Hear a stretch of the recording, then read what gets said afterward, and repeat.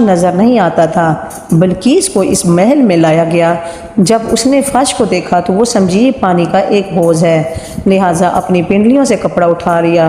حضرت سلیمان علیہ السلام نے کہا یہ تو شیشے کا ایک چکنا فرش ہے، تو وہ شرمندہ ہوئی اور بول اٹھی، اے میرے پروردگار، میں سورج کی پوجا کر کے اپنے آپ پر ظلم کرتی رہی، اور اب میں نے حضرت سلیمان علیہ السلام کے ساتھ اللہ رب العزت کی اطاعت قبول کر لی ہے۔ لہٰذا بلقیس پر یہ ظاہر ہو گیا کہ جس طرح وہ شیشے کے صحن کو پانی کا لہریں مارنے والا گہرا حوض سمجھ بیٹھی تھی، اسی طرح اس نے اور اس کی قوم نے سورج کی چمک اور دمک دے کر اسے معبود اور خدا سمجھ بیٹھے۔ اسے اپنی غلطی پر نہایت ہی شرمندگی ہوئی۔